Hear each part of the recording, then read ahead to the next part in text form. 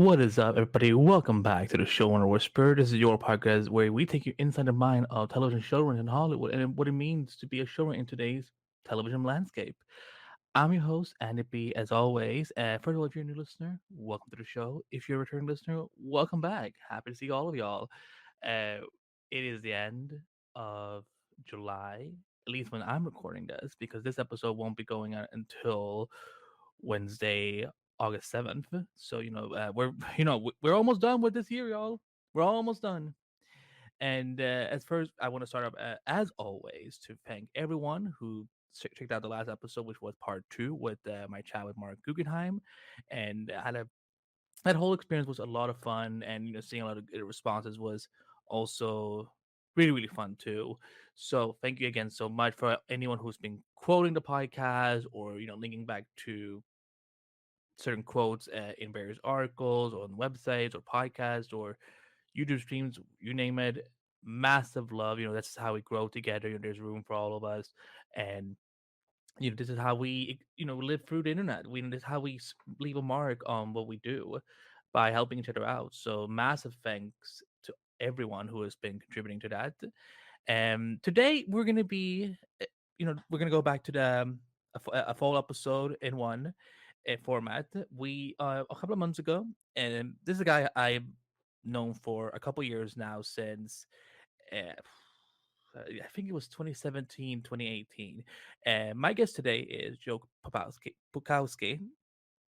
Joe. I'm horrible with names. I'm so sorry, but Joe was the showrunner and creator of Cloak and Dagger, which was a short-lived but very memorable Marvel television show that aired on Freeform. For all of y'all millennials who remember, we grew up on ABC Family, but then they decided to just, hey, fuck it, let's just call it something else that has. I don't really know what Freeform means. Like all these years later, and I still don't really get what Freeform actually means in its context. But he, I reached out to him during the early part of the year, and we had a great chat. So this was a couple of months ago. This was still like before the Showrunner Whisperer had even been announced for Multiverse of Color. So yeah, so throughout our conversation, we talk about his early career, the gigs that he went through to get to where he is today, and what's next for him, and also just his passion of bringing Cloak and Dagger to life, as these were characters that were very near and dear to his heart. And I'm excited for all of you to hear it. Before we get to the episode, though, just a regular reminder, as I always do, because I love doing this. If you want to support the Showrunner Whisperer, there are two simple ways to do it. It's quick, it's free, and it helps the show quite a lot. So first of all, if you haven't done so already, hit that subscribe button on anywhere you're listening to your podcasts at, whether it's Apple Podcasts, Spotify, etc. Keep up with the latest episodes so you don't miss when a new episode of the Show Whisperer goes live. And secondly, if you just have a couple of minutes of your time, when you're on Apple Podcasts and you're hitting subscribe, or if you already subscribed, head over there anyway. Leave us a 5-star rating and leave us a review of what you think about the show. If you're enjoying the podcast, what we can do to improve the show. What's your favorite guest that we had so far? What are guests that you would love to see come on the show? Because I'm still trying to land more interviews with more showrunners. So just we love to hear from you. We love to hear the feedback, even if it's even if it's things that we have things on we have to improve on with the show. Because again, I'm always open for constructive criticism. So it goes a long way, because the more 5-star ratings we get on the Showrunner Whispers Apple Podcasts page, the higher we get in the categories for TV and film and all the subsections that exist. So that more people can discover the podcast. Because some of you who are on social media, you got to remember, not everyone is on social media, because social media, for the most part today, is a shit show, which I completely understand why people wouldn't want to be online. But so for some people, they only find their podcasts through these podcast apps, and the higher up they are in the rankings, the easier to become the discover. So if you could do me that solid, I would massively appreciate that. But with that said, I'm gonna shut up, and I'm gonna let you enjoy my conversation with Joe as he takes us inside the world creating Cloak and Dagger. So I will see you after the interview. With that said, cue the music.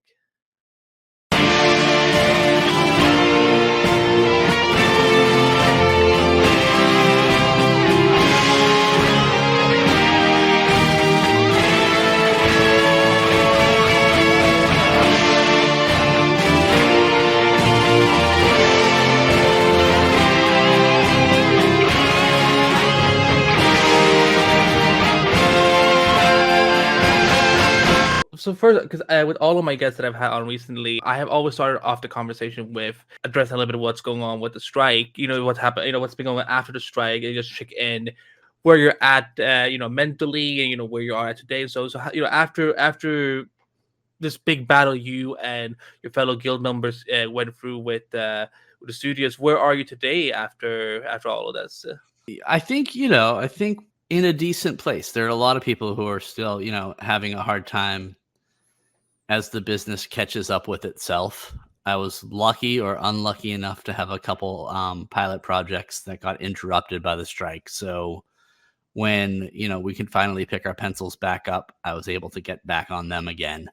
And so I was very fortunate in that aspect. But happy. I think I was very young when we went through the first strike, all those years ago, but know that I benefited from it over the years since in a way that I made up what I lost. And I hopefully a lot of the young writers who might have been boxed out by the system are going to do the same, in the next few years. What because again, because you talked about you just mentioned that the original strike.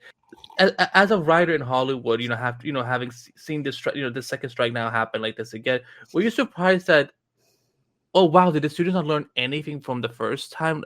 Because this went on a lot longer than I think any of us were expecting. But again, of course, I applaud all of you because obviously you should stand up for what you should be paid what you deserve. But like, were you surprised that like that the students were so stubborn to the point where hey, we just did this 15 years ago? Oh, absolutely not. I think someone once said to me, and it put me in perspective, that business to be business has to be amoral. So I really think the studios knew it was coming. The studios had a lot of things they needed to take off the books and kind of just clean up their own business in a weird way.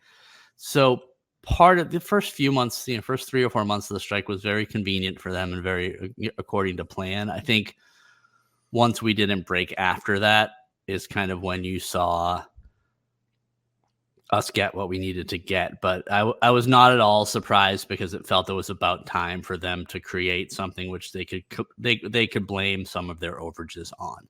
No, but I'm happy that you guys have be able to get this new deal. I'm excited to see how this now affects if writers that that are present with us right now and future writers as they come up in Hollywood, because this was historical in a lot of ways. Absolutely. And it's sad that we had to fight so hard to kind of codify what I was lucky enough to come up on. Like I didn't know it at the time, but I came up on shows that made 22 episodes. I came up on shows that would give out freelance scripts to assistants that would let you produce your own episode, let you sit and post. And it was the normal for a while. So the fact that the ground just shifted so subtly speaks poorly as to how much we were paying attention, but I'm kind of glad now that some idiot like me deciding to be a television writer has the chance to learn on the job. So I asked this of every showrunner when they come on, but what is your definition of a showrunner? Of a showrunner? I mean, I think it's definition I always tell my parents is it's the best job in the world with the worst job security and possibly the only job I'm qualified for. So that would be my definition. It's weird in which you have to do almost everything. You have to become a manager. You have to become an accountant. You have to become a negotiator. You have to become all these things that you never wanted to when you wanted to become a writer. But the beauty of it all is almost every problem that you come across, you can solve with good writing. Now, let's start with your journey. If someone had to pick up again, because I'm a huge comic book fan, and I tell this to all of my guests that if someone had to read your issue 1 of your origin story, how did this all start for you? Man, issue 1. That's a great way to frame the question. Okay. You know what? My issue 1 would, if I had to overcome something, it was kind of fear of failure or ignorance to understanding, that you had to put yourself out there. So, issue 1 would probably start with me in Boston, being a suburban Irish Catholic kid growing up in a family where my parents were teachers, and they played it very safe. So, if you wanted to be successful in life, you'd become a politician or a lawyer. That was kind of the next rung up for the Irish Catholic. And if I were to have a radioactive spider, it would be my wife, Jessica, who, when I was dating her, I was working in advertising, which is about as creative as I could get. And she bit me on the back of the hand and basically said, "What do you really want to do?" She understood that there was something kind of itching at me. And I told her I really wanted to write for television specifically. So she she might have literally hit me on the back of the head, or maybe I just feel like it's figuratively, but she said, "Go try it." So I went to graduate school, which, was a mixed bag, but at the very least, it got me to kind of compare my writing against other people, compare my directing against other people. And I was like, you know what? I don't suck at this. So we moved out to Los Angeles, and I was very lucky enough to meet a guy named Mike Daly, who's now a great writer. He's a professor at Loyola Marymount right now, and he happened to get my first job as a PA on a show called Crossing Jordan. So I think that would probably take me towards the end of issue 1. And honestly, I think if I had a superpower, it's kind of ignorance.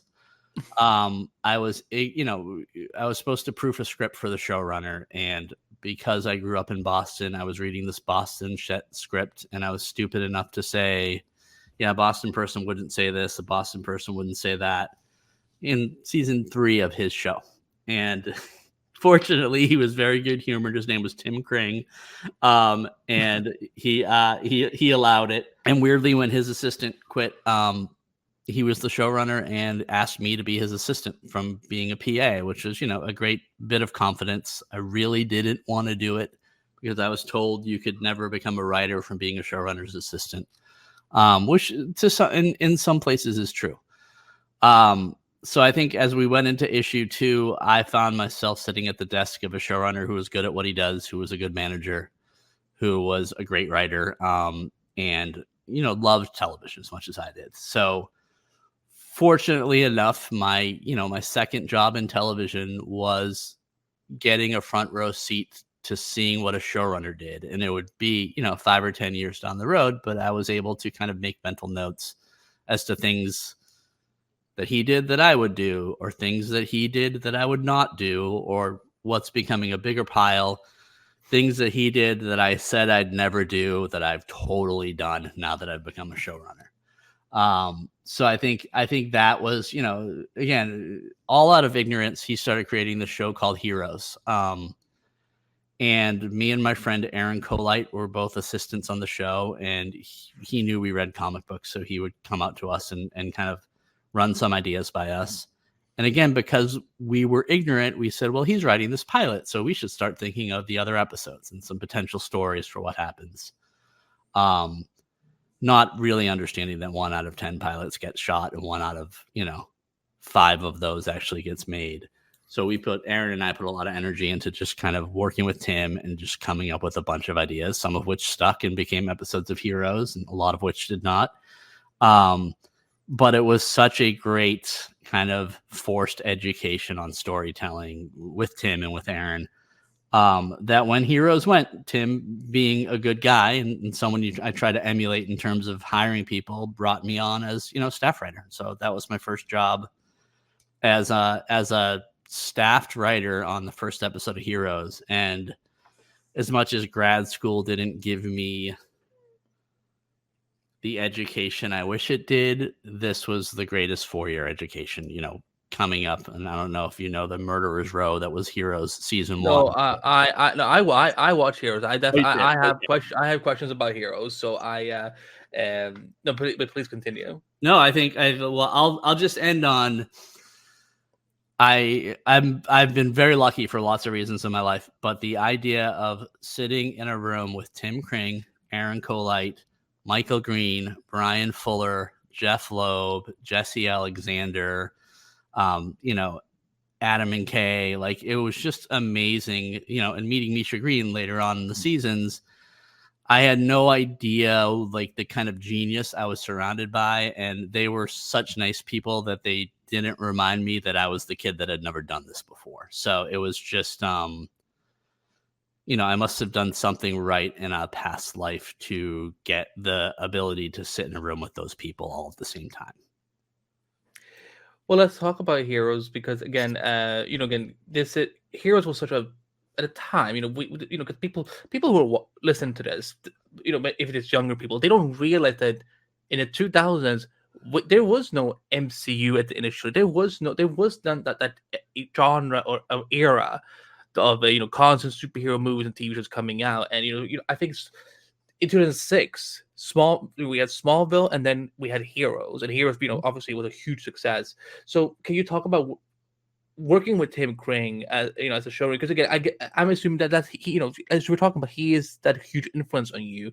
So, what were things what were lessons that you learned from him that still stand to you today after everything you've done in your career?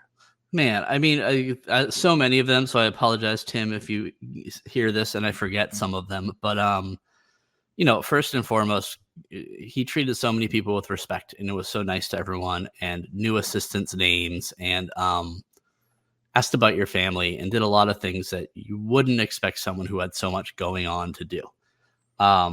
Other things, I think he really took serious staffing. He read people's scripts. When he would have to do staffing, he'd read them all the way through. He'd meet with people. He'd vibe with certain people.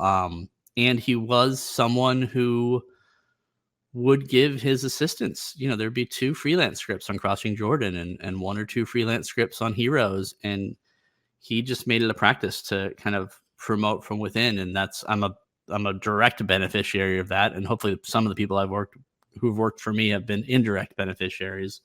So just being a good person. And then I think, bigger things is he loved, and I still love this, coming from a place of ignorance, a place of he wasn't a comic book fan. So I think part of the reason Heroes worked is we were able to kind of watch it through things that we already knew through his lens of somebody. How would someone who wasn't reading every issue of Amazing Spider-Man interpret what superheroes mean? And I think, it's he was able to say something. I think Hurricane Katrina had just happened. I think 9/11 was still very much in our consciousness. And he just started from a place like, what if we had the power to stop either of those? And it was just something we all needed as a country or a culture at the time. And timing wise, he just seemed to get that. And he seemed to be able to bring a team together of a lot of people who did have genre background to kind of deconstruct it in a cool way. You were talking about the journey of Heroes, because I got into Heroes a lot later on, but I remember hearing that that first season was infamous, like it's holy sacred ground, and then in the following year, you guys were heavily affected by the writer's strike that happened in 2007. Yep. How was it for you just going through that journey in terms of Heroes' reception of still a writer who's still growing into his own, but just seeing kind of like what that show ultimately became? Yeah, I mean, I think it was such a good education, the good and the bad for Heroes. So it's funny. I feel like I used to get defensive about it as the quality went down, but weirdly, kind of the more you learn about how sausage is made, the way it was more inevitable. I always talk about Heroes as having all 4 acts of what used to be the VH1 Behind the Music story, right? So season 1, literally, it was a murderer's row. It was a lot of musicians who would end up forming their own rock bands in the same band. So you'd have Fuller, you'd have Green, you'd have Aaron, who's become a showrunner in his own right, like all these people who brought all this stuff, and we just made great music, and it was fantastic. Season 1 was great. Tim was a good leader. Everyone kind of like had a lot to do, but not too much. We came up with this great system where everyone would pick a character for 3 or 4 episodes and write for them. And you'd only have to really be responsible for about 8 to 12 pages of a script for 4 scripts in a row. And what it allowed you to do is kind of have some consistency in character. I think I leaned towards Claire early and some Peter stuff later on. And that worked really well because you didn't get exhausted, and then someone could take it and kind of take it through production and cull it all together. And it's just, you had all these great voices that gave such different voices to the characters, with Tim overseeing it all. Season 2, the writer's strike. Season 2, even before the writer's strike, we ran into a problem. And I hope I'm not speaking ill of anybody, but what happened at NBC at the time, and I forget who was in charge. They were all lovely people who were always very generous. They decided to supersize Heroes and make us make 30 episodes of 1 hour television in a year, because we were doing so well. So weirdly, if we had been a marginal success, we might not have had the same issues. So all of a sudden we had to make 30 episodes. I don't think we were asked to hire more writers along. So now we were, the cast was touring the world, so we were working around their schedules. We lost 3 or 4 writers to this 6-episode Origins thing we were going to do, and things just got a little thin. And then on top of it all, the writer's strike happened. So I think that kind of knocked everyone back on their shoes a little. Weirdly, I think if you look at season 2 and season 3, there's some fantastic episodes in there. But I think overall things just got a little diluted, particularly from the writer's strike, particularly from these 30 episodes. And then, I think what happened was the super team started going away. Brian Fuller made Pushing Daisies, which was a fantastic show. Michael Green went on to make Kings. Things just, started happening. And then I think there were some edicts from the network. And again, I can't even think of who they came from because I remember liking everybody. But things like Masayoka needs to be in every episode. And we're like, well, that's not really how it works. And then we get kind of shut down and forced into that. So creatively, that became different. But at the end of the day, I was very lucky to serve 4 seasons on this show because I can't think of a better education, whether we were making good episodes or the occasional bad ones. And it was tough when critical acclaim turned on us a little. But that being said, weirdly, I think if you go back and watch all 4 seasons, it's weirdly, I'd be surprised at how many people are like, I've watched it 3 times and I love it. I wouldn't trade the experience for anything else. No, I mean, for me, I as someone who got to watch this, when this was all said and done, for me, like, because everyone kept telling me, you will have questions about the show after season 1. Yeah. I didn't have as many as I thought I would, because there's various aspects of the show that I could still attach myself to, even if other things doesn't stand out with me as much. Like, for me, like, one of the characters I resonate a lot with was Nathan.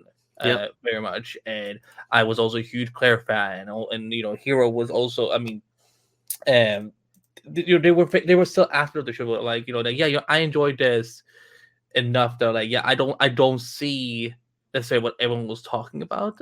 Yep. What I just got to ask because again were you ever approached about coming back for Heroes Reborn, or was that kind of like? I was in the middle of my own stuff. I was told it was happening, and Tim reached out, and the best is he was like, "We named a cop after you," and so there's an Officer Pokaski, which is the highest compliment. Getting my stupid, hard to pronounce last name into a television show is probably cost thousands of dollars. But there was an Officer Pokaski in the first couple of episodes of Heroes Reborn, which is a little bit of an homage. And I in watching it, I learned that his superpower was apparently getting punched in the face and knocked out, which is about right. So no, I would have jumped to play with him, but I think I was in the middle of Underground at the time, so I couldn't have. Did you ever watch it? Did you ever watch Heroes Reborn? I did. Absolutely. I watched it. It's just like, how do you not root for Greg Grunberg? What kind of human being are you not? So I think I don't think I made it through all the episodes on the day, but it was fun to watch. And it was fun to see that world, from the outside, not knowing which shot was left on the cutting room floor, things like that. Yeah, I still remember just the way they announced Heroes Reborn, that they just dropped this little teaser during the Super Bowl, out of all things. That's right. And just Twitter going absolutely berserk. Yep. Because, I mean, again, we especially in this genre, we don't always have announcements like this where like, oh, by the way, this thing that has such a cult following, it's coming back, but we're gonna announce that we're gonna announce it during the Super Bowl. So Yeah, and it's funny. It's like, again, it's I'm so jilted towards it because it was a coming of age for me in a way. So the same thing you were saying, where you didn't see much of the negative, like I still see so much positive. It's someone was telling me they were working on Milo Ventimiglia's most recent show, and that he did it in this at the same network so he could bring on the hair and makeup people from the show that just got canceled, This Is Us. And that to me will always be what Heroes was about. So I'm so tilted towards like the crew friendly, we're all a family through thick and thin thing, that it's hard to watch anything objectively. And I would say, in this day and age where everything's coming back, I have a feeling in about 5 or 10 years we're going to get one more pump of Heroes. It might not have Tim Kring involved, but I wouldn't be surprised if someone could see the potential and dust off an angle for it. well, let's talk a little underground, because that was, your entry into the world of showrunner. How did it come about? Like, because you and Misha Green, you ran it for 2 seasons. Yeah. What were your initial challenges that you dealt with as a first time showrunner after having worked with Tim Kring? Well, I think the beauty of it all was, Misha and I wrote. Misha came on to Heroes, after the first season, and was a brilliant writer in her own right already, who had learned so much. So we were thrown together. I think something happened where it was probably someone's show got picked up or something, where there needed to be a script written pretty quickly. So Misha and I were thrown into a room and asked to write one together, which we didn't often do. And we just had a blast. She's a talented writer, really fun to work with. I was learning more than I could probably process at the time. So we had a fun time. We produced it. It was really fun to do. And so shortly after Heroes ended, she was like, well, we should figure out something to write together. And she was hanging out with her sister, and her sister was like, you should do a show about the Underground Railroad. And Misha was like, ooh, Underground would be a good title. And so she reached out to me, and I remember we had breakfast at the 101 Diner, which I think has been torn down and rebuilt 1,000 times since. But she started talking to me about it, and she had some ideas she'd already researched. Misha's probably as well read as any human being I've ever met. She can read books and process them. But we started kind of carving out what this show would be. And I think the beauty of it all is, coming from Heroes, we talked about, we want to tell a superhero story, but with runaway enslaved as the heroes, because that's the story we never get. And the beauty of writing it first, there's obviously a lot of risk, but we were young and dumb enough to kind of invest our time, is that it was fully baked enough as we started bringing on partners. So some of the challenges, it was hard to sell. It was very hard to sell. There were some very smart people who got it, but couldn't take the chance. There were some people who, even though our pitch said this isn't a history lesson, would throw their feet up on the table and be like, okay, I'm ready for my history lesson. So it was, we took a lot of punches and then found good partners in the folks at Sony and the folks at WGN. They were just starting up. Most of those people are over at Apple now, which is why Apple's doing so well. Some very smart people there. So they gave us a chance. And I think another thing, like just being lucky enough to land on Tim Kring's desk, I think Misha would probably say the same. I was very lucky that my first job as a showrunner wasn't alone. I think if I was a young writer who they put someone to supervise me with, I wouldn't have responded well. If I was just alone trying to figure it out on my own, I might have had a problem. But Misha and I were two people. We weren't a writing team. So we were able to kind of like act in a way where we had each other's backs. So I'm forever grateful. And again, we went on after Underground went away to run our own shows. And I think, I can't speak for her, but I'm grateful because I had her voice in my head when I went on to Cloak and Dagger and when I went on to other things. So you'd always be able to have this sanity check because you're operating in this vacuum. So Underground was absolutely insane because they gave us no money. It was a period piece. It was a large ensemble cast. We had brought on people like Journey and Aldous who were becoming big names, and we wanted to make sure we got the most out of them. We brought on Anthony Hemingway, who's just an unreal talented director, and talk about somebody who's good to his crew. I don't think I've ever met anybody who knows everybody's names, knows what they can do, knows what they can bring to the table, and then tremendously generous to make sure they're all feeling loved. And part of Anthony's superpower was that everyone loves him. And he brought on this guy named Chris Maloney, who was just leaving the show called Law and Order. So all of a sudden, we just had a big deal going on. We had no money to make the show, and then just figured it out. And Anthony helped a lot. We found this rural life museum in Baton Rouge, Louisiana, which had about 10 or 20 buildings that were period specific that they allowed us to use. So that became our backlot. And, you know, we Misha and I had to rewrite a lot of things, rework a lot of things to make everything work. But in the trenches, all we cared about was making it a great show. And I remember at some point, as we started production, we loved the scripts. Everyone loved the scripts. People kept bugging us about money, which we were never over budget, you know, a penny.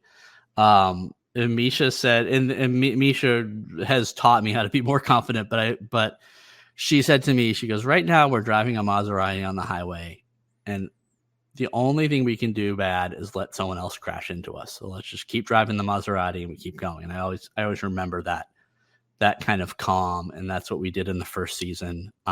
Second season came along. All of a sudden, you know, we had a pregnant star. We had moved to Savannah, Georgia, because tax purposes were changing. We were rolling with the punches, but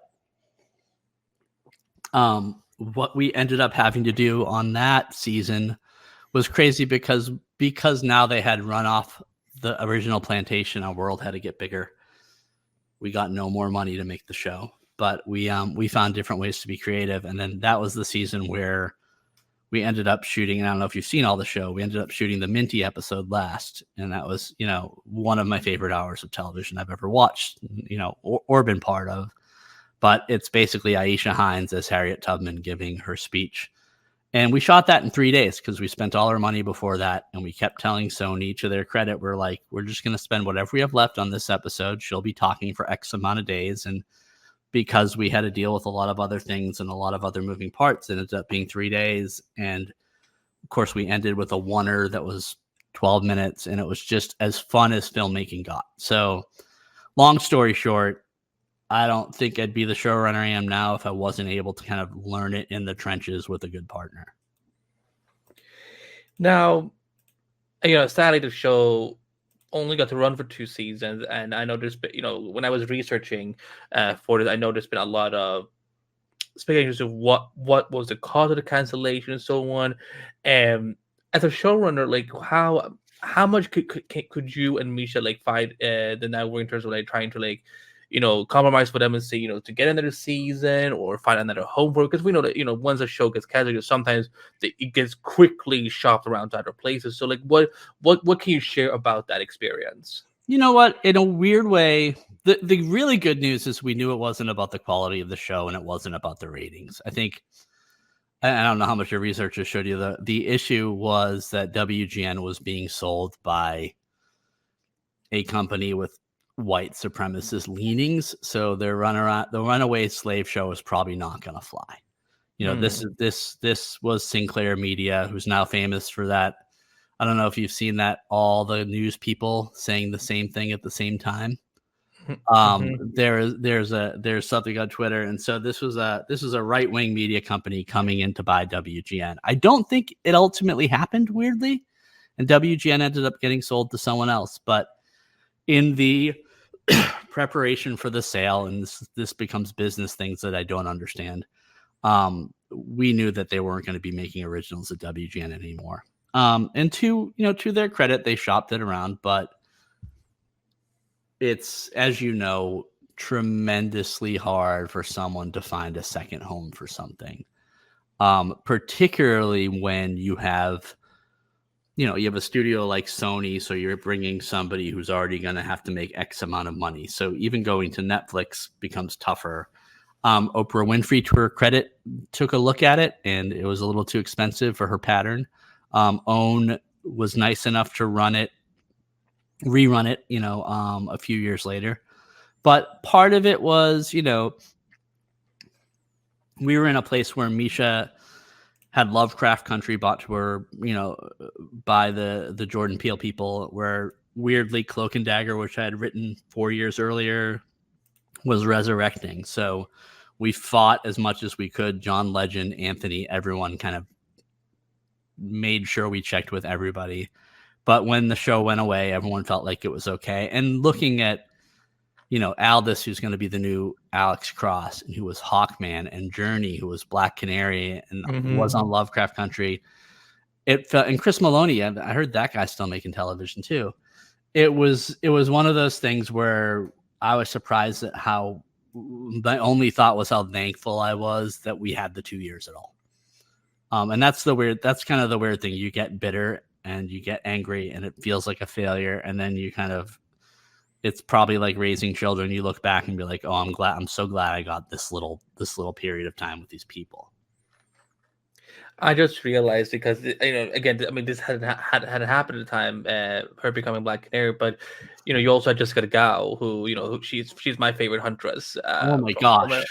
So it's like, oh my god, the show kind of had a little Birds of Prey ish thing going on before either even was a thing. So, but no, do you still have people, like, you know, today, you know, who are still discovering the show? Like, do you know, when's the last time you had a conversation with like a fan who just discovered a show and was like, oh my god, I didn't know this existed?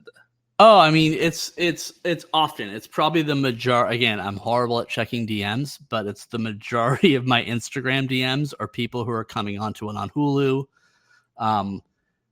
And I'm always amazed, just in meetings, people have kind of watched the whole thing once or twice. We had a real strong connection with certain audience that you wouldn't expect, you know, Black and white, but it's always interesting to hear from people who can't trace their ancestry back, or who just kind of find a certain power in the show. So I think it's one of those shows that I think ages pretty well too, because it was a period piece, because the way Anthony directed it and the way we wrote it. I'm always surprised when I like hit play on an episode that it looks like it could still be shot today. So it's something that I very much get to enjoy, running into people who, you know, who have just discovered it. Cloak and Dagger. Again, that show still stands with me a lot today, especially as someone who's followed them for as long as I have. You talked about that you'd been working on the script for Cloak and Dagger for, was it 4 or 5 years? Well, I wrote it right after Heroes. So after Heroes ended, Jeff Loeb went on from there to run what was Marvel Television, which was, people don't even realize this, but it took a while to get off the ground with that. Mm-hmm. So, you know, here, like you said, nobody was doing anything superhero besides Smallville and that. Marvel was just bought by Disney, and while they obviously had some big plans, and I'm not sure I could get where the movies were lining up on the movie side, because Paramount, I think, made the first Iron Man, right? And then that got folded into, okay. So they started doing some television things. So either the first or second property that they had was Cloak and Dagger, and Jeff Loeb reached out to me. He says, do you know who Cloak and Dagger are? And I laughed at him. I'm like, yeah, they're some of my favorite characters, because I am a tremendously big Spider-Man fan. And it's we've become a Spider-Man family, actually, with my 2 boys. But I loved Cloak and Dagger. They were those 2 characters that kind of would pop up so randomly that it was just always a pleasant surprise. And I loved Tandy and Tyrone. Being from Boston, I loved Tyrone as a character in general. And when he said that, I said, yeah, I absolutely love Cloak and Dagger. I think they had tried to do a version of it with another writer a year or two ago, and a year or two earlier, and it didn't work. But anyway, long story short, they paid me a very small amount of money to write it for a network called ABC Family at the time. So I wrote the crap out of it. Jeff had a great idea of moving it to New Orleans, particularly for tax purposes. I think it was probably my friend Aaron, who's smarter than I am, had suggested switching them up so Tandy was less well off and Tyrone was from a more stable family. And it was fun mixing it up and getting to write a version of that story. At the time, once I wrote it, everybody loved the script, but probably the most political way to say it is ABC Family and Marvel Television at the time were like two kids whose parents forced them to play together, and they really didn't enjoy their company. And so the script didn't end up happening, and it broke my heart, and then so it went in a drawer. And then as we didn't know what was happening with WGN and Underground, Jeff called me back and he said, "Hey, what's up?" And we talked because he's a friend of mine, but he goes, "So I just got the most interesting call from Carrie Burke, who just became the president of Freeform."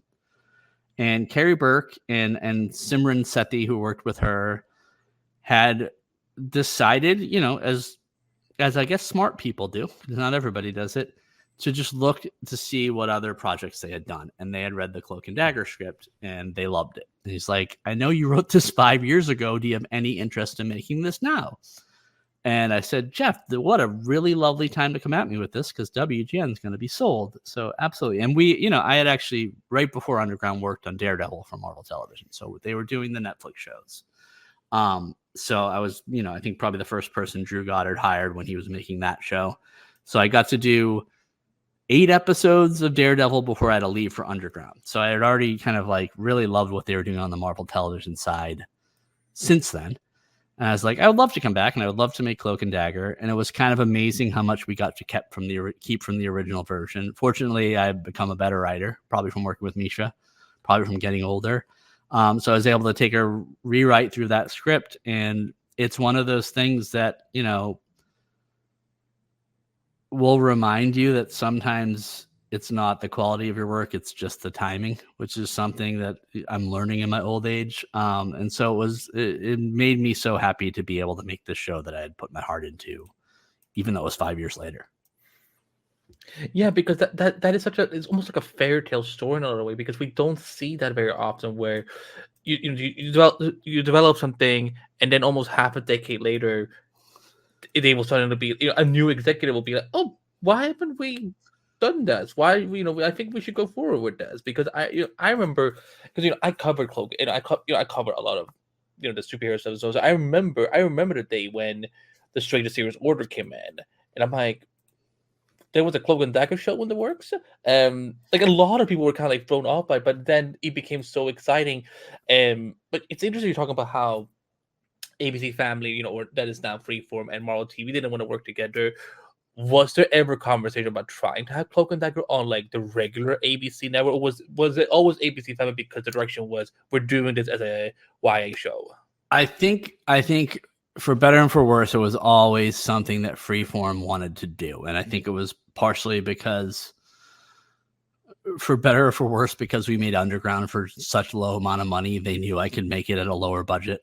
And also it was a young adult show and it kind of fit into the Pretty Little Liars of it all. So I think had I wished we made it for Netflix, absolutely, it might still be on the air.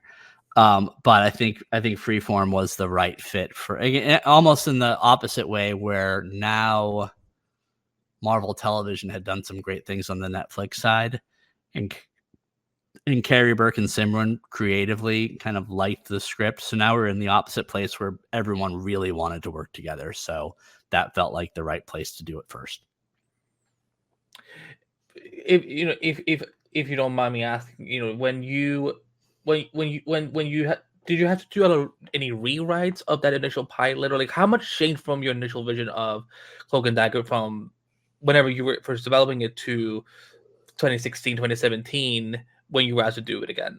Oh, 100%. I had to do a lot of rewrites, and a lot of it was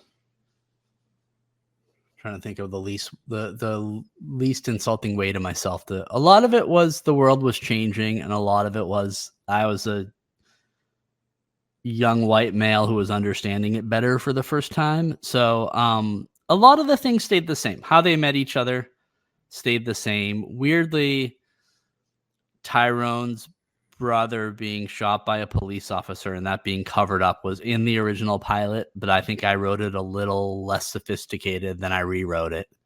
And I think, I wrote it pre-Trayvon Martin, weirdly enough, and then rewrote it post-Trayvon Martin. So I feel like that was a big influence. It was also really just understanding Tandy a little better as a young woman. And I think part of it's from working on everything I had worked on since, working on Daredevil, working on Underground. It became a little more nuanced, I think. It was probably a little closer to Buffy when I wrote the original one, not in a bad way, but I think in a popcorny way. And I think what we were able to do, particularly after bringing on Gina as the director, was make it something that was more, I kept calling it's our Sundance coming of age movie, but set in the Marvel universe. So weirdly, plot wise, a lot didn't change, but tone wise and zeitgeist wise, I think it changed quite a bit. Was it also the idea that because how I want to think about how I should frame this, because I'm assuming when Marvel Television was initially doing their slate of shows that there wasn't this focus on hey, how do we tie this to the MCU? How do we play around with the MCU? But because we know that from people who watch the show, there is a lot of MCU references throughout those two seasons. But was that something that had to be re-looked into? Of hey, because I know Jeff Loeb was that was who you were working with. I don't know if you ever had any interactions with Kevin Feige, but what was having to work in the MCU angle something that had to really impact the show from what you guys were doing? Yeah, it did and it didn't, right? We were telling our own story, and it was part of, at the time, the feature side and the TV side were very different. Not necessarily, they weren't, one was not necessarily better than the other, but they were kind of firewalled. And with the exception of Agent of S.H.I.E.L.D. at times, there wasn't a lot of bleed through, and that was on purpose. And I don't even remember the purpose because obviously now it's all being folded back in. It's been very nice to watch a little bit of Echo and to see the Netflix shows folded into the timeline. And I'm being told that eventually Cloak and Dagger will be on Disney Plus. We'll see if that happens, but it is in other countries. But for now, our marching orders were make it Marvel, which I think weirdly is where my storytelling lies in general. It's sophisticated stories about real people who happen to have superpowers. And the best thing we got, I think, was Roxxon. I think having Roxxon in there helped people understand that this was our place in the Marvel universe. And then I think, but even then, we were able to do what we do by making it Roxxon Gulf. So this is a division of Roxxon that happened to be in New Orleans. If I had my druthers, obviously Peter Parker would show up at the end of the first season. I did not have my druthers, but it was nice. It was nice to play with, with having Mayhem, no Misty Knight, and things like that. We were able to play with it. It was, we were going to have Stan Lee come by, but he ran into some health issues, so we found a different way to give him a cameo. It was fun, and of course, one of the saddest things about Marvel Television going away was we had this Runaways crossover, which we were very excited to come back in season 3 and have all them LA kids come down to New Orleans, but we weren't able to do it because, another kind of bigger corporate decision kind of bringing that to an end. So it was nice to be able to play on our own street level corner in a weird way. So we didn't have to compete. But I think Kevin Feige should be commended for kind of keeping a steady head when people started making it about old TV versus new TV. And I think what he's doing shows that he had a plan and shows that even just putting Anson Mount in, as Black Bolt in the Doctor Strange movie, I thought was really it was kind of cool of him. And it showed that he didn't disrespect any of the projects. Hey, how you doing, party people? Let me whisper in your ear. Tell you a little something you might like to hear. What's going on, brothers and sisters? It's your man, Brother Nate from the Lituation Room, as well as the Kings of Sport podcast. And I'm here to tell you about the Multiverse of Color. See, the Showrunner Whisperer is brought to you exclusively by Multiverse of Color. Now, Multiverse of Color is your home for fresh takes on the world of pop culture by established journalists and emerging content creators. It's your one-stop destination for a vast array of articles, as well as audio and video productions. Multiverse of Color features exclusive interviews, media event coverage, and film analysis. We're talking about all films, all movies out here on these streets, from Hollywood's biggest blockbusters to the most intimate of independent projects. So visit multiverseofcolor.com today, yes, today, right now, for all of the latest stories, and follow Multiverse of Color through the social media links provided in the description below. And now, back to the Showrunner Whisperer.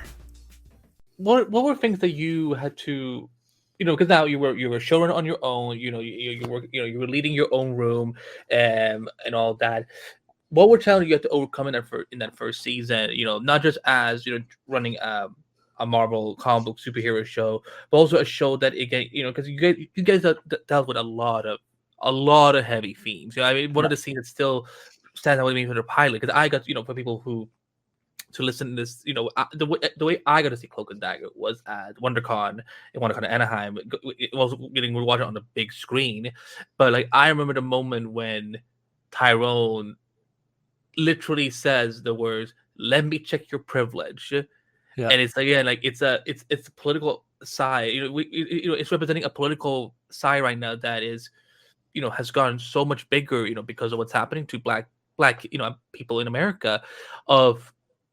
I don't think that that's something the Marvel audience was prepared for. So what were things you had to juggle in that first season in terms of running a show that deals with the two teenagers, but also from two very different backgrounds? It's still a superhero story. It's still also a romance story, but it's also about privilege in a lot of ways. So like, what did you learn in that first season? Man, everything. I mean, I think part of the reason, again, not to get too spiritual, but I think someone was looking out for me, letting me make that show after I made Underground, because in the same way that Heroes was grad school for making television, I think Underground became such an important education in understanding how narrow my perspective was.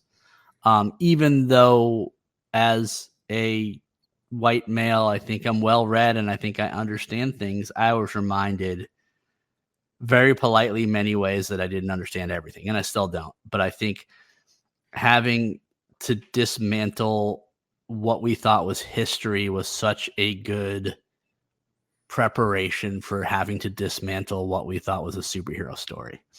And I think that was the fun of it all. And I think the opportunity. So, some of the challenges I had was I needed to keep that in check. So the smartest thing I did was making sure I was the only white male in the room. So, and we tried very hard when we were staffing. Again, I tried to learn this from Tim. I read all these scripts.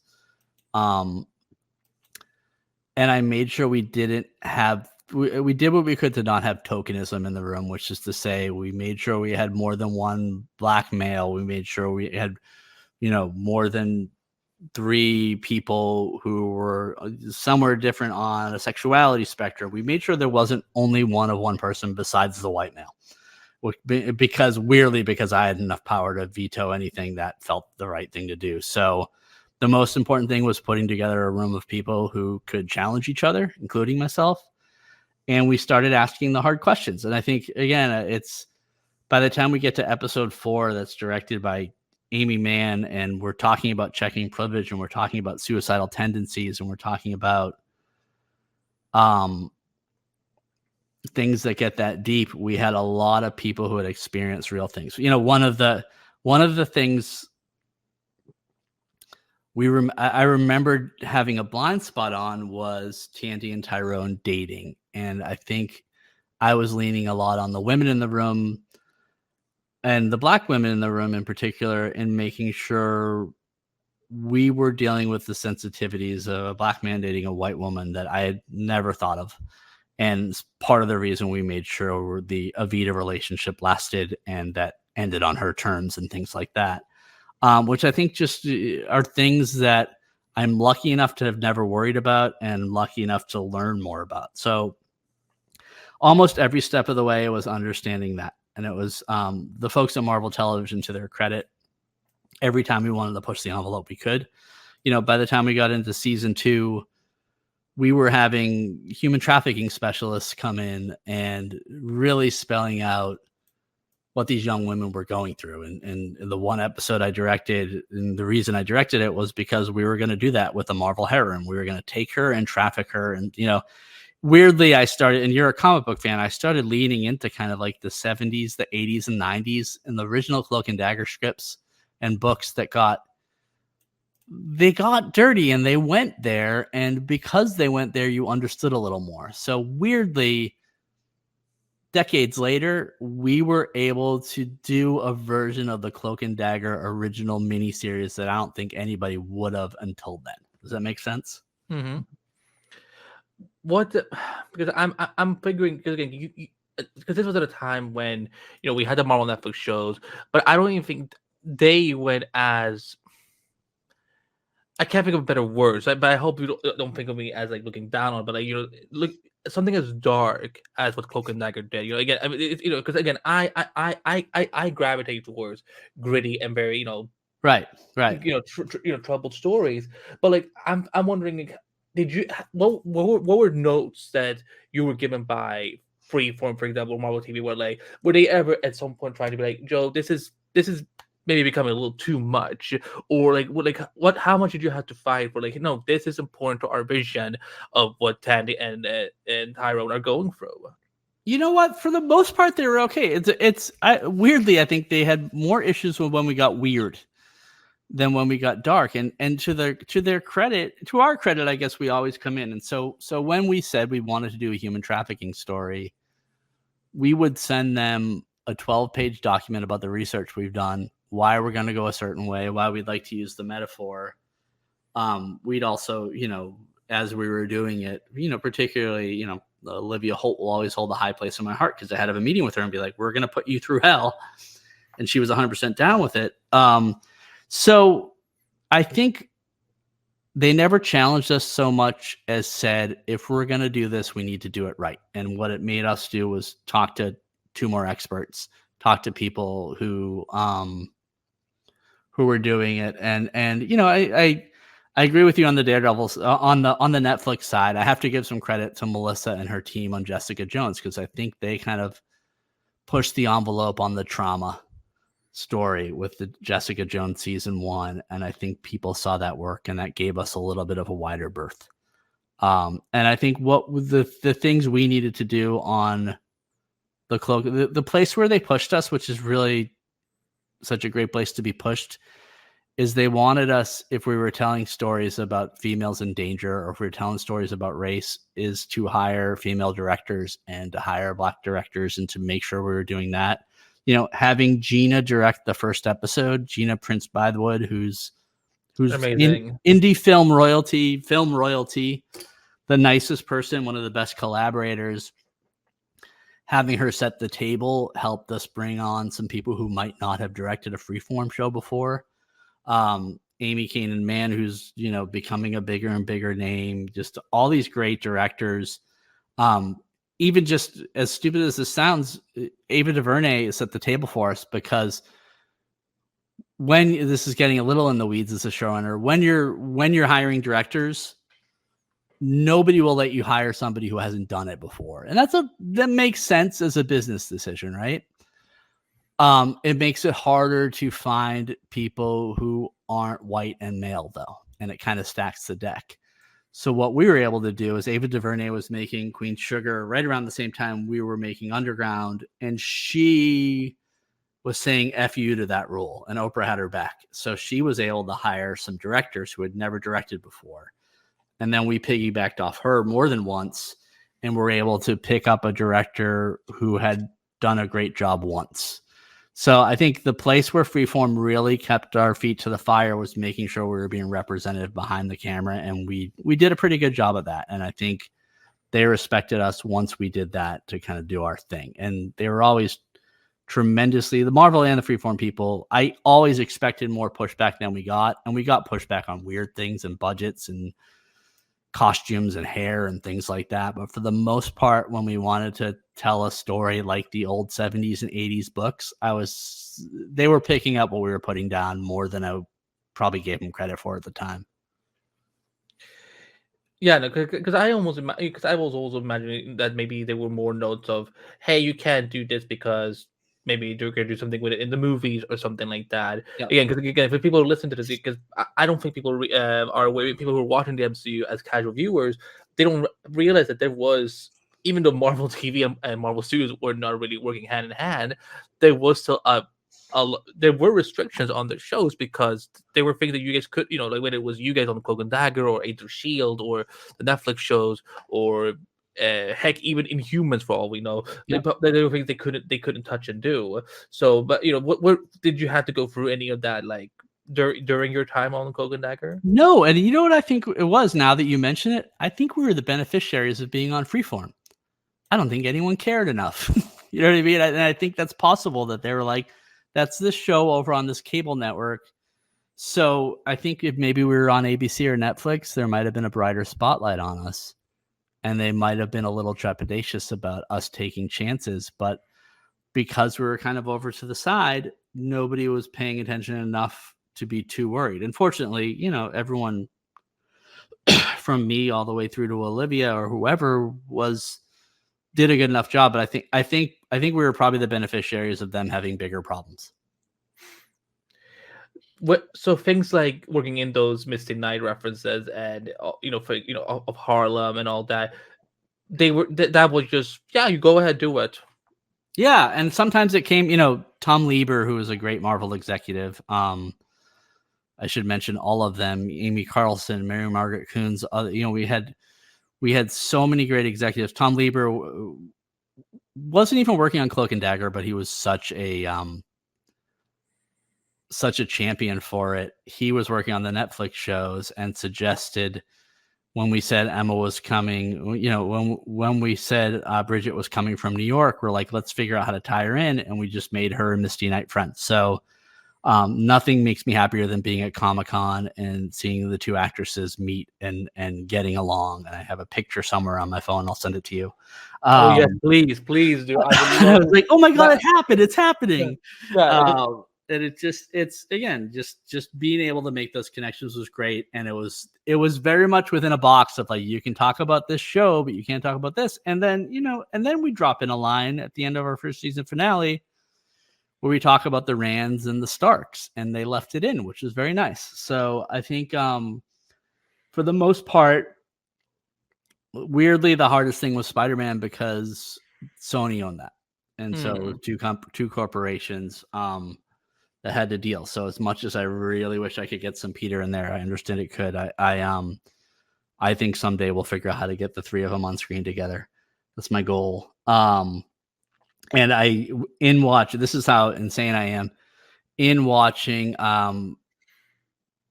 Far From Home. I'm convinced that Cloak and Dagger show up on those purple clouds for a second. But we'll share that conspiracy theory later. But for the most part, we had to operate within a box, but then when we could, we were able to kind of play and be gleeful about it, which was great. You talked a lot about, being being a white man, being a showrunner and this, but also like, because I don't hear very often from a lot of, as a man of color myself, I don't hear very often from, white creators who are in a high position like this, being so conscious about the people they hire, the people they want to have in front of the camera, behind the camera, in the room, and so on. Do you think, like, if you could speak to other showrunners out there that are in a similar position that you are, that may not always make as conscious decisions, what would you say to them in terms of like why it is so important to right now in this political climate of having more diverse voices involved, whether it is acting wise or writing wise or director wise and so on? I mean, I can't speak to anybody else other than the fact that my own the joy, or at least the energy I get to do this job, is discovering things I didn't know. And sometimes it's very superficial, like sitting with a director of photography and understanding how when you run the camera at 60 frames per second, you need to adjust this sort of thing so the light gets captured in the right way. But for me, you know, as a dad trying to raise my kids in the right place, and there's so many things I don't know about other perspectives. So I think I just decided, and this might not be forever, I decided a while ago, and I've been in plenty of rooms where there's mostly white men, and it's fine, but I have enough dorky Star Wars references for the whole room, and I don't have enough references for how other people live. And so it's just great. It's you're depriving yourself if you don't surround yourself with people who have been through different lives, because all of a sudden you're kind of retelling the same story instead of exploring kind of the edges of what we could possibly know. So I think a lot of writers and producers are getting better at it. Some are being forced, some are not. But I think, you know, Damon Lindelof is someone, you know, I was able to work with him on the one season of Crossing Jordan. We crossed over. I think you could look at him and what he did with Watchmen, what he did with the second season of The Leftovers, is there is creative juice to be found in rocks that we didn't even know existed, never mind bothered to turn around. I think Damon stands up as an example of that, who's done that very well. Can you take me to the day when you found out that there wasn't going to be a season 3? Because I've heard different versions of all this, of how you know, was it canceled? Was season 2 always planned to be the last one, or whatever and so on? But like, what was it like for you on your end? You know what? It absolutely sucked. We were, you know, again, we were humming along. The ratings were good. I think, and I none of this is fact. This is kind of my point of view. So don't take it as Bible. And I hope nobody gets angry at it. I think the issue that was happening was in a similar way to the WGN story. Marvel Television was being folded into Marvel Studios, who were coming in. You know, Kevin Feige had won his fight in New York to kind of independently have the studios. And then with the onset of Disney Plus, they were looking to, I'm trying to think of the dismantle or just kind of make defunct the people who were making Cloak and Dagger, Marvel Studios. So the Jeff Loeb run organization with Kareem Zarek and all those great executives I just mentioned were actually kind of going to be displaced with the Marvel Studios people. I think what I was told at the time is they still wanted to make more Cloak and Dagger, and they wanted to make one season. I will never be able to share this, but there is a fantastic season 3 deck that I was commissioned to make, which would have had the one thing I can say is Tandy and Tyrone would have been romantic, and I'm sad I didn't get to tell that story. So it was kind of a frog boiling in a pot where we thought we were making it for a bit. What ended up happening, I think, is they decided to go with one season of Hellstrom instead of something that already existed. I don't know if you know anything about that, but I think they took the Marvel name. They took the Marvel title off that entirely for a while. Yeah, that was that's. If you could only see the conversation that me and other journalists had about that, and that, you know, I will save it off the air, but yeah, it was definitely like where a lot of head scratching going on. Yeah, and like even the 4 animated shows that were planned on Hulu got turned into 1.5 or something, whatever it was. I guess 2. So it was sad, but weirdly, in a similar way, maybe I'm just being delusional. It wasn't about quality. It wasn't even about ratings. It was literally about a gigantic corporate restructure and the beginning of streaming. So, like I said in my way too long Twitter rant about it, I don't think the story's over, and kind of how it began. It was like there is a version, even if it is Cloak and Dagger getting folded into the Marvel timeline in a year, where I'm excited for people to see it again, and I'm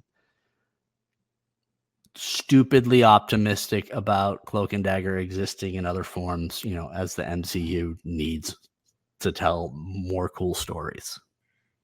Yeah, because because right now what the phase 4 and 5 have really been dealing with is, I mean, we are obviously heading towards the young Avengers. Where Right. that's absolutely what they're doing. Despite all the shakeups that are going on in Marvel right now, that team is still, I think, on the table. And, like, it would be so weird of them not to somehow work in characters like Tyrone and Tandy. With I mean, again, those two actors are so.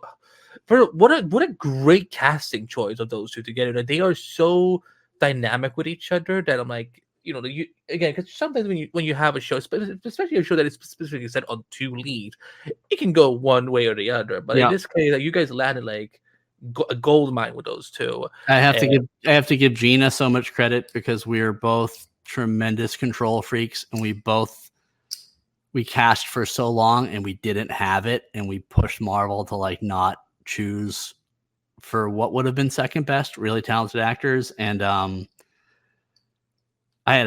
ended up canceling a trip to Sundance where Underground was going for season 2, and we just kind of stuck it out for a weekend, and we like turned over rocks, and we were so happy to find both of them. It made me so happy. I'm very excited. I mean, I was very excited at the end of the Marvels where Kamala and Kate have reconnected, and I'm so excited for Young Avengers, and hopefully everything will be at a place where, seeing Vincent come back at the end of Hawkeye was great. And that's a weird dream of mine, to see the Kingpin and Cloak and Dagger, because they had some good stories together as well. So from your lips to God's ears, and fortunately, Aubrey is kicking butt. He has an original movie on Peacock that's coming out in like a week or two.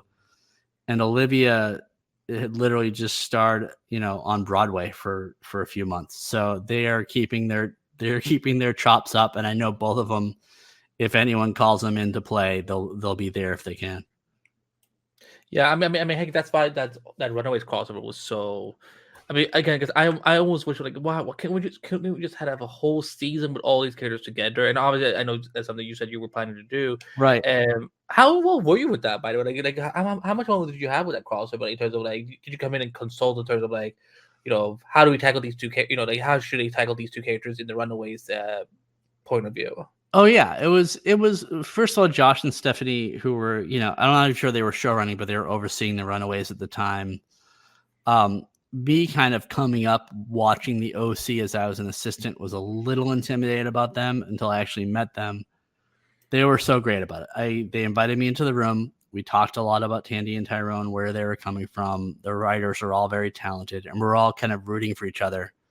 It was really fun because I think the kids would, I think Olivia had worked with one of the actors before, but the kids were all very supportive of each other and weirdly competitive at times in the best possible way. But when we got to do it, the writers invited me in to talk about it a little. They had questions about how the powers worked and things like that. And then at some point, I had to let it go because it was their show. And if someone tried to do that to me, I'd be like, okay, now's the time for me to not give line notes on someone else's third season. But it was just so great to see it, and it was so fun. This will bring out the television nerd in me, but one of the coolest memories of watching television as I was growing up was the Ally McBeal, The Practice crossover. Do you remember that at all? I was probably still a kid. You were probably in diapers, but if you ever get the chance to dive deep, they were both David E. Kelly shows, and The Practice was a very serious show, very gritty, almost NYPD Blue with law. And Ally McBeal was a fantasy, romantic comedy, musical, all that stuff. When they decided to do a crossover, it cracked me up. And they did it, and they basically just like and that was kind of what, we talked about a little. They brought the tone of that show, and whatever show you're on, you're at that tone. So it was very nice to see, Aubrey and Olivia, who are tremendously funny people in real life, be able to stretch their comedy chops a little more than they would on Cloak and Dagger. So it was kind of like, setting the baby birds out to fly and watching them kind of hang with this crew of kids who were so welcoming to them was great. I mean, again, they They invited me to the table read. It was it reminded me that the Marvel Television group was really at its best a really big extended family, which was nice. Yeah, no, I honestly, I don't know how you feel about this, but I always feel that the Marvel TV era is some of the most unsung heroes of the MCU in a lot of ways, because now, I mean, there's been a lot of great shows throughout, the MCU on Disney Plus, but as you probably follow what happened with Born Again last year, of like they were based, so and you hear that, oh, they want to have more traditional TV shows, but I'm like, you guys had that. But you folded in a whole division and got rid of all of our shows. I mean, they're of your shows. So the fact that it's just so funny. It's just so funny, like what has now transpired. Yeah, and it's great, and it's just, I mean, it's so nice to see Vincent as the Kingpin. Can you imagine if they tried to recast that, or Charlie as Daredevil, and just hearing that? Like, I would quit the MCU. I would never forgive them, right? because I want to see Vincent. Like I love Tom Holland, but I want to see Vincent beat the living crap out of Tom Holland in Spider-Man 4 at some point too. Right? I mean, it's so funny. Like, one of my most visceral memories, and it was the last time it wasn't on my own show, is watching Vincent take a guy's head off with a car door. Oh my god! And being like, he's a good actor. Like it's such a weird primal act that Drew Goddard had in his head forever. But like sitting on set and being like, oh, that was actually like the good actor version of that, and watching somebody take, I think anyone else might have been a little tongue in cheek with the character. And I think what Vincent and what Charlie did, it's such a testament to, they took it so seriously, they did it so well, that you couldn't go with another, you forgot that Ben Affleck played him in the movie, and you couldn't go with another guy when you started doing it. So again, props to Kevin Feige, because I think there were, this online, there were so many people coming at him and attacking him for things he wasn't doing or wasn't saying. And he just kind of like was a pitcher throwing strikes and kept doing it. And it was nice to see him take his time and do right by at least those two actors. I know you probably won't or can't share too much, but I'm the journalism I have to push a little bit. What can you actually reveal about season 3? Like, you give those Cloak Dagger viewers who are going to be listening to this, like, you know what, I will tell you what I can, and I'll probably be a little vague, but here's something I'll tell you from season 2. Season 2, our finale, we start with this weird group of girls in bug masks, and they rob a bank, and then things start going weird because the universe is getting weird for Tandy and Tyrone in New Orleans. The scene we cut from the very end of season 2 was those same girls kidnap Ali Maki's character, Mina Hess. So where we were headed, and please don't arrest me or sue me, and I think a lot of this is common knowledge. Where we were headed was, we were taking Tandy and Tyrone out of town, right? So we've shown that already in The Runaways. They were going to leave New Orleans for a while.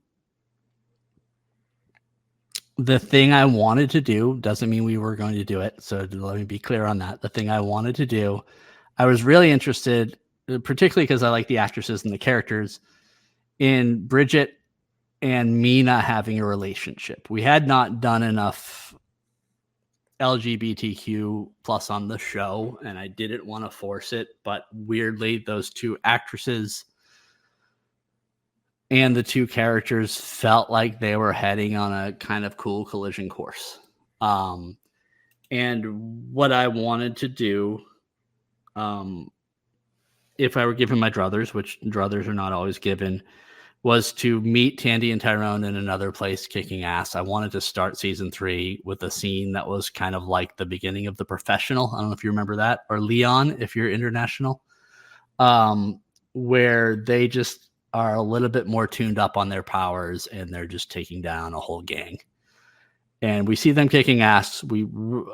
I really would wanted to have started them in a romantic relationship to kind of skip over the foreplay of it all. And I would call them back to New Orleans. I didn't know whether that was the end of episode 1 or the end of episode 3, but I love the idea that mayhem was tearing up New Orleans because someone had kidnapped Mina. And the idea behind season 3 was people were using Mina's research, Tandy and Tyrone's blood, something about the origin of Cloak and Dagger to create bad guys with superpowers. And there are a couple characters I definitely won't mention that we got permission to use that were going to be kind of our dark side, Tandy and Tyrone. And so we were able to explore a lot of pairings. It was going to be about a lot of pairings. It was going to be a Tandy Tyrone as romantic pairings. This 2 team as an evil alternate to Tandy and Tyrone. Mina and Bridget as an alternate couple, and then really just kind of amp up the superhero battles more, particularly because we were starting to do it very well by the end of season 2. No, absolutely, I agree. I don't those fight sequences in the finale. I'm like, oh, how could we? Why did we lose the show when we're now finally getting to this territory? And that was another Marvel Television beauty. We were able to find the Daredevil stunt coordinator was just finishing his work on their season, and we were able to borrow him for a few days on our finale, and so we were able to bring some Netflix fighting money into our show. So the idea was, and it was funny. Weirdly, I'd connected with Rick Leonardi, who's art is just ridiculous and I'm a huge fan of, and we started talking about the cloak a little. I'm like, okay, I was going to try to bring him on to start just making our Cloak and Dagger fights a little more Cloak and Dagger.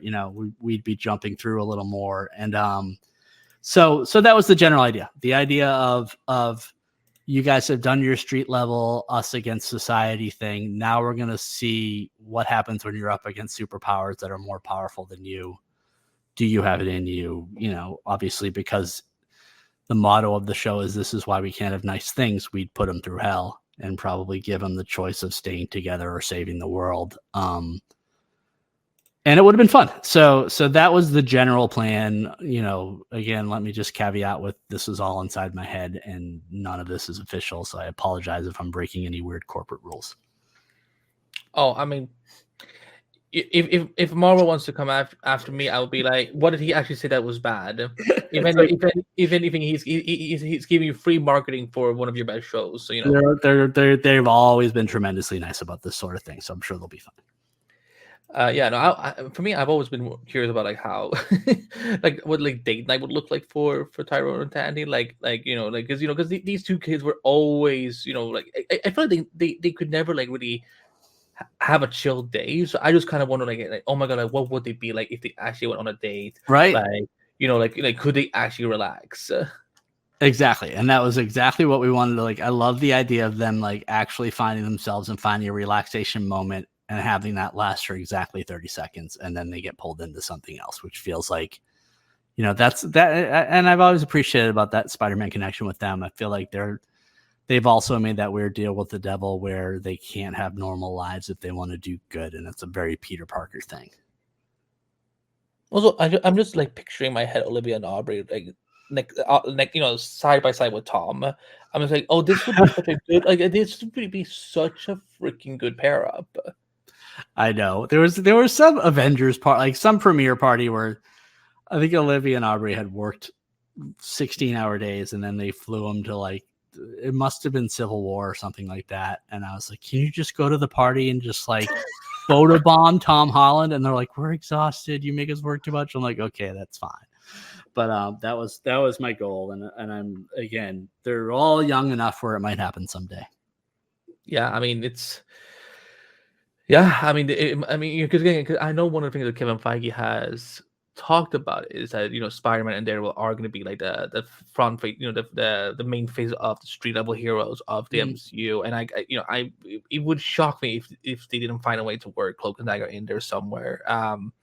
Have you tried to approach Marvel Studios in the recent years of where can we fit these characters? And I think I may have an idea of how we could make them work into the larger MCU. No, I honestly weirdly don't think it works that way. And I'm of a mind, if I don't do it, they might come at me, and that's the way it would work. But if it's as someone with opposite defiant disorder, I imagine that would weirdly be counterproductive, and that's just my instinct. Now, what are you working on right now? Again, I know we just came out of the strike only a few months ago, but like, what do you have in the works that we could look forward to next? I have two things I cannot talk very much about. One is one I'm working on probably a relatively well-known young adult series, trying to figure out if it can be a television show. I can't say much more than that. But it's been very exciting. It's a very good book, the book series. And then the other thing, weirdly, is another old script I wrote 13 years ago got another look. So this fairy tale story is potentially going to get another look, and I might have a chance at making something, which was probably the third script I ever wrote. So those are the kind of two things I'm embedded. I'm really apologize because these are active things. I'm going to be particularly quiet about it. But No, of course, no. Listen, as a journalist, I absolutely understand. But I will find you. I will find you the minute I can say anything else. Yes, they're both very exciting, and they're both. The first one came because there was someone who worked on Cloak and Dagger, and they wanted to see if someone could do a similar thing to what I did with them and reimagine it in a good way. And for my final question, because this is also something I ask every showrunner I have on the show. What is one misconception viewers or critics have about the position of a showrunner that you would like to clarify, if you could? Like, what is the thing that you like? What is the most common? Again, I know you said you're not always on social media, but like, what are you're reading responses from critics or reading responses from fans about what happens on the show and so on, and they think oh, this is what a showrunner does and so on. Well, what is something that you would like to clarify? You know what? There's a lot of things. I think the one thing I could say is that there is not enough time in the day for every showrunner to give credit to all the people who are doing so much of the work. It's so easy. It's funny coming up, as a big Buffy fan. And everything good that happened on that show, I would attribute to Joss Whedon. I think the one thing about a showrunner is we don't give enough credit for, again, Joss Whedon was the person who would pretty much, who was smart enough to put Jane Espenson in a room, who was smart enough to cast Sarah Michelle Gellar when she's reading for Cordelia and things like that. But I think the reason television kicks our asses in such a good way that only good movies do is that television is still collaborative. So there's a reason we all put a bunch of writers in a room. The reason we fought for writers' room on the strike is the one thing we don't give enough showrunners credit for is surrounding themselves with really smart people. And I just listened to a podcast with Craig Mazin, who just won eight Emmys for The Last of Us, and he kind of said it perfectly, where it's just like he gets to be this father figure, but it's all these people who are kicking ass in their own right. So I think if you don't understand about showrunners as much as you think they're solitary auteur geniuses, I think the people getting the work done, and I'd like to be part of them someday, are smart in who they hire and who they lift up and who they make sure feel loved. That was beautiful. Damn. I don't know how to come back from that. So, but Joe, this has been amazing. I cannot wait for people to hear your experience and your journey to from Heroes all the way to Cloak and Dagger. But thank you so much for your time. It's I mean, what an origin story. Like, what an origin story of like, really.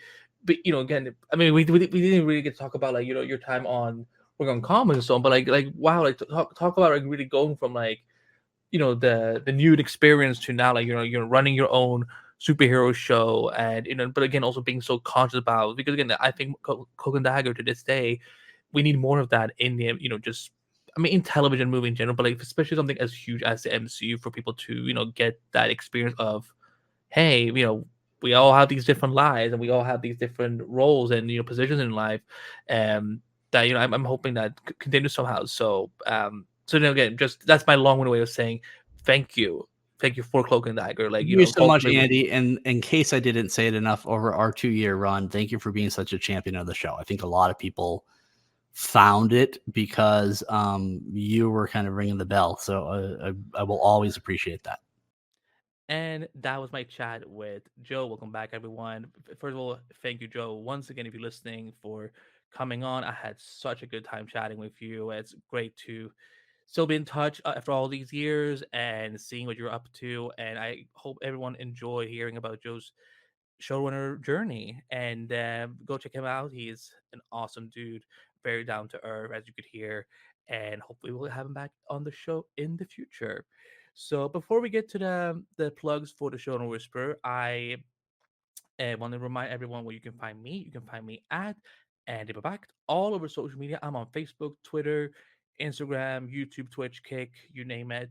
I'm also a senior writer and interviewer for ScreenRant.com. So check out all of my articles and interviews that I do.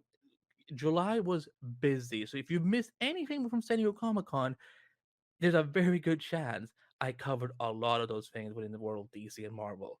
I'm also the editor-in-chief of Multiverse of Color, which is the outlet that makes this this podcast possible. Say that 5 times fast. So go check out my amazing team of writers and content creators who are busting their ass up, bringing you their perspectives of television and film and comics and video games from their perspectives, from their backgrounds, and from their fandoms. So multiverseofcolor.com is where you can find it. And yeah, that's pretty much it. We might be taking a little bit of a break because I have had some very intense couple of weeks throughout July. So as this episode, there might be an episode at the end of the month rather than in 2 weeks, because I just need to kind of collect myself, take a little bit of a breather, because I've been working nonstop on so many things. So I need a little vacay. So I will keep you guys updated on the social handles, which we're about to get into. So, but thank you guys again so much for listening. And with that said, I'm gonna pass it over to past me, I guess, to let you know where you can find the Showrunner Whisperer at. To find the Showrunner Whisperer online, visit showrunnerwhisperer.com, where you can get all the latest episodes as well as exclusives from some of our interviews with said showrunners. If you want to email or contact Showrunner Whisperer, you can contact us at showrunnerwhisperer@gmail.com. On social media, we're at Showrunner Talk and at Multiverse Color on Twitter. On Instagram/Threads, we're at Showrunner Whisperer and at the Multiverse of Color. On Facebook, we're at Showrunner Whisperer and at Multiverse of Color. And on TikTok, we're at Showrunner Whisperer and at Multiverse of Color. Remember, the Showrunner Whisperer is a Multiverse of Color Originals, which is your destination for pop culture from the lens of people of color and members of the LGBTQ plus community.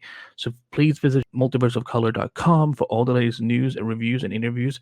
And if you want to subscribe to the Showrunner Whisperer, we're available on multiple platforms, including Apple Podcasts, Spotify Podcasts, iHeartRadio, Podchaser, Amazon Music, Deezer, Ghana, Podcast Index, Castbox, Podcast Addict, Radio Public, YouTube Podcasts, Audible, Podbean, and everywhere else you can find your podcast at. Also, while you're on Apple Podcasts, do us a favor, as we would massively appreciate if you want to help support the show. Leave us a 5-star rating and review on Apple Podcasts and let us know what you enjoy most about the show and what we can do to improve the podcast. Leaving us a 5-star rating and review on Apple Podcasts will help us get elevated in the Apple Podcast store so that more people can discover the Showrunner Whisperer, as not everyone is on social media these days, and this is how they discover their shows directly through Apple Podcasts. We would massively appreciate your support and your time. On behalf of my entire media team, Julian Bell, Mike Schmidt, Nate Milton, I'm Andy Behbakht, and we will see you on the next episode of the Showrunner Whisperer.